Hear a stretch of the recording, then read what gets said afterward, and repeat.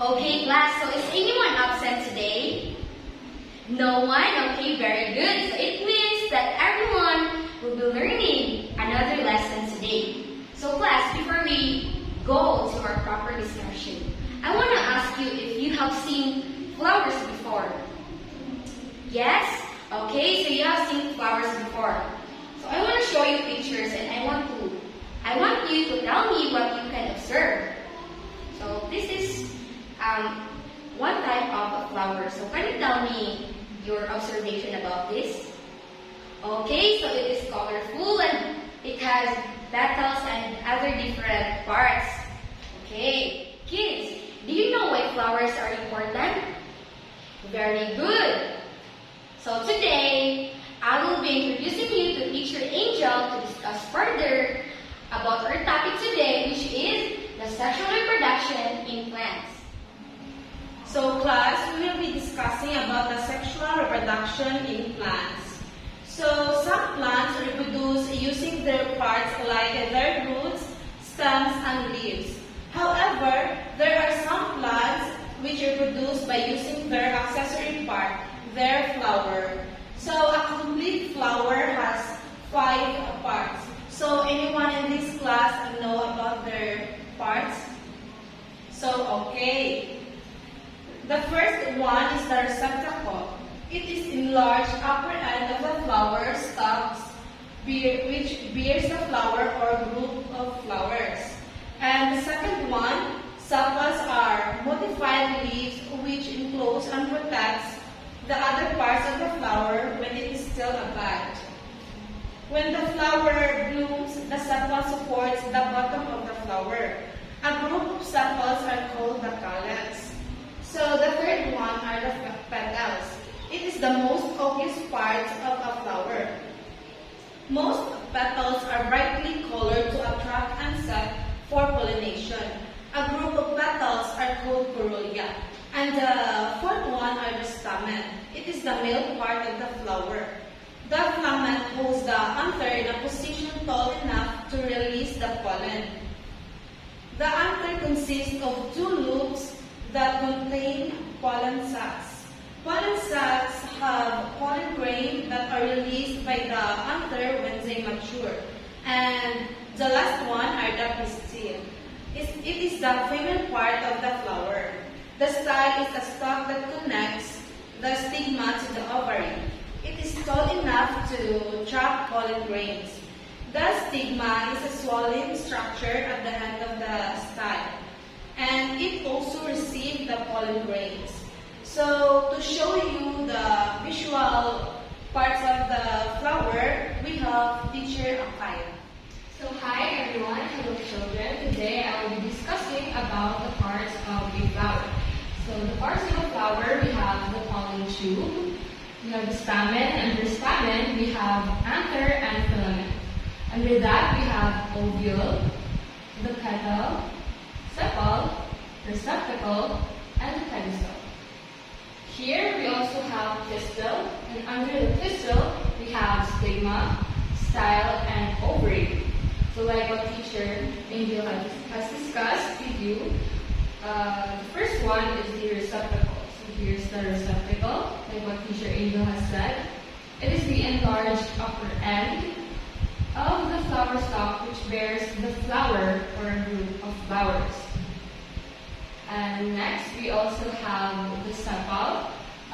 The sepal are modified leaves that are enclosed and protect the other parts of the flower when still a bud.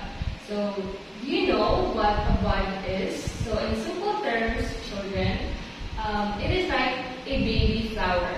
The sepal protects the baby flower while it's still a bud. And when it grows, the petal follows. The petal blooms, and the sepal under it protects the petals.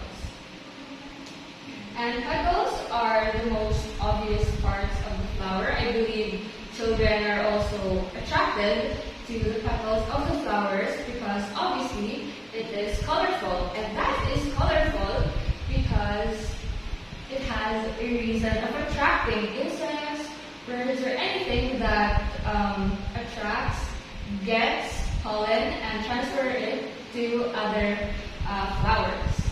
And a group of petals are called corolla. Next is the stamen. It is a male part of the flower, and the stamen holds the anther in a position tall enough to release the pollen. And the pollen also has pollen sacs, which will be released after the flower blooms. When it's matured, yeah, that's the term, but it is already matured. So let's talk about the female part of the flower, which is the pistil. So the pistil is the female part of the flower, and the style is a stalk that connects the stigma to the ovary. So this one is the style that is connected to the ovary, that is also connected to the stigma.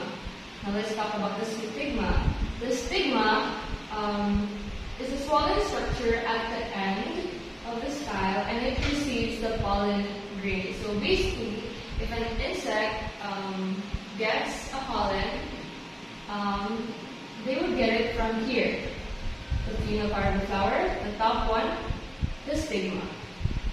And next, for you to be guided and to be more aware of the flower and the pollination, where the insects get the pollen, the reason why they get the pollen and transfer to other insects, we have teacher Gladys to be discussing about pollination. Okay, so when pollen grain enters the stigma, it swells and grows a long tube that travels through the style and it reaches the ovary. So, the tube releases the sperm cells into the ovule to fertilize. Egg cell and ovule itself develops into a seed. The ovary then enlarges and thickens into walls to become a fruit. This will be the receptacle for the seeds. These seeds can eventually grow into new plants. So, self-pollination, kids, in simpler terms, pollinates itself. And then, the cross-pollination pollinates another plant, so that pollen grains transfer from one plant to another plant. So, did you get it, kids? Okay, very good. And in this time, we will now discuss about pollination and how plant sexual reproduction occur. So, pollen grains from anthers enter the stigma. So, the anther is the male part of the flower, and the stigma is the female part of the flower. So, when pollen grains transfer from anther into stigma, this is called pollination.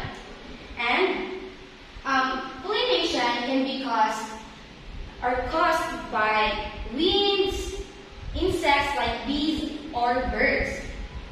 So there are two types of pollination. We have self-pollination, and it can also occur in cross-pollination.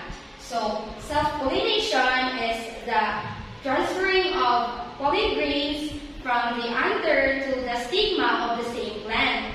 And then the cross-pollination is the transferring of pollen grains from the anther of another plant to the stigma of another plant of the same kind. Okay, class, since we are already finished with our discussion and everyone already understood it, it is now time for your activity. So this is your activity. So what you will be doing is you will cut out the different parts of the plants and then assemble it and paste it in the second page, okay? So, understood? Okay, very good. So, that ends our discussion today, and goodbye and have a good day, class. Thank you.